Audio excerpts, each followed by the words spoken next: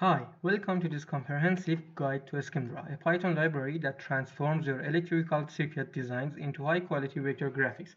Whether you are a student or an engineer, Schemdraw makes it easy to create and customize schematics for presentation or technical projects.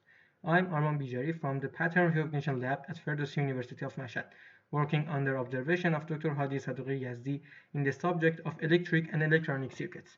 This guide is divided into 3 videos, each carefully designed to teach you step by step. Video 1 will include basics and how to draw elements. This is the foundation for using a SchemeDraw effect. The second video will teach you how to connect elements seamlessly. And in the third video, we will check some advanced circuit examples, showing how to combine elements to create complete and intricate design.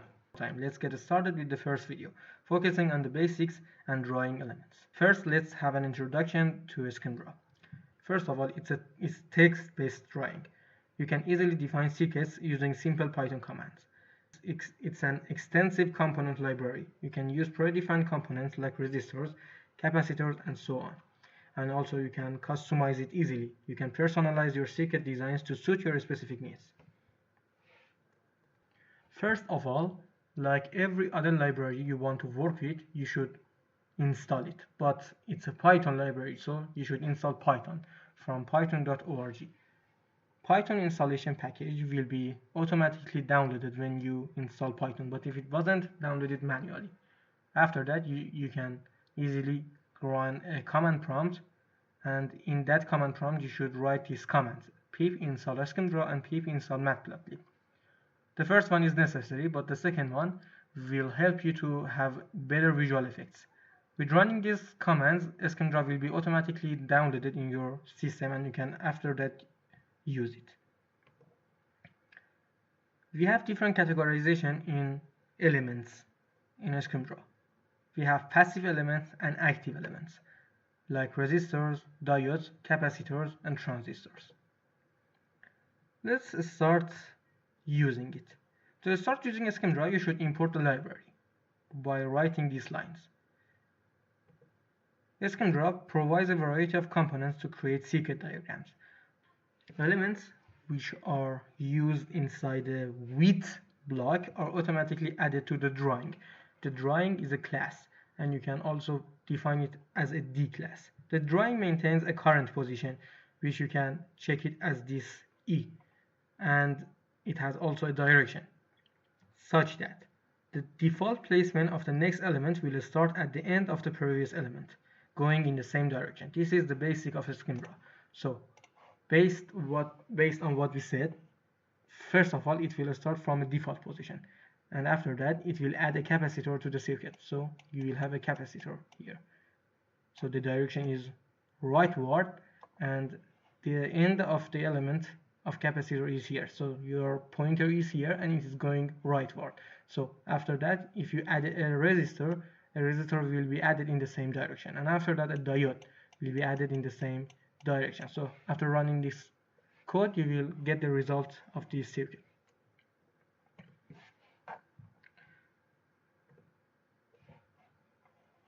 Let's imagine that you want to change the direction of an element. If a direction method, up, down, left, or right, is added to an element, the element is rotated in that direction, and future elements take the same direction. So here, when you change the direction of this resistor, the diode will automatically continue the direction that this resistor had, because it's the next component with respect to this component.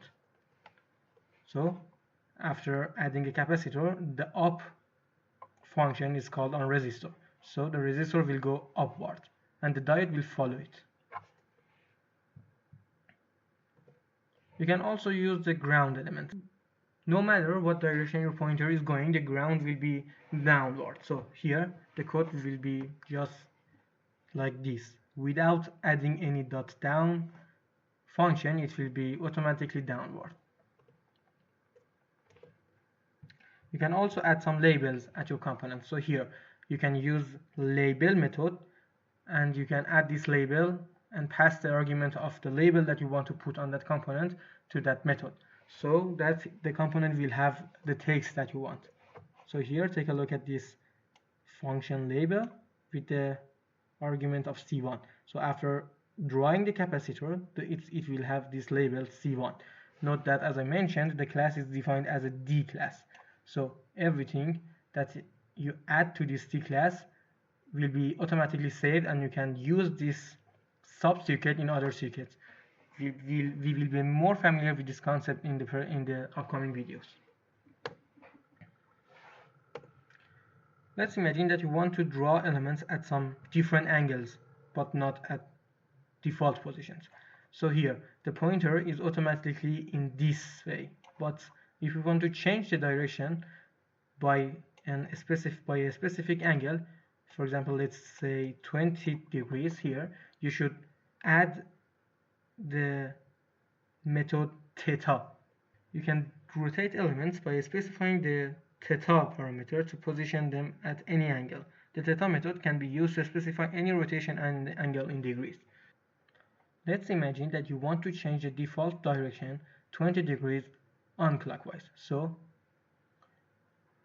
you should add the label R1 to this component, and after that you should call theta function with the argument of 20. So here is the code. You should add the resistor, but you should also add this theta function with the 20 degrees as an argument. So it will draw this element at the degree of 20. Note that following components will follow this direction.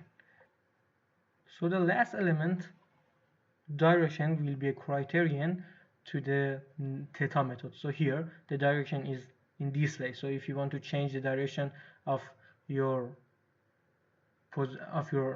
pointer, you should call minus 20 degrees here, so that the pointer will change its direction from this way to this way. Note that this element is an independent element, so you have to think that this element is not based on other elements. So if you call this line without this theta, it will just be drawn in this way. So you should think of these components like source and ground as an independent component, so they will not follow the direction. You should specify the direction of them, as we saw at ground function.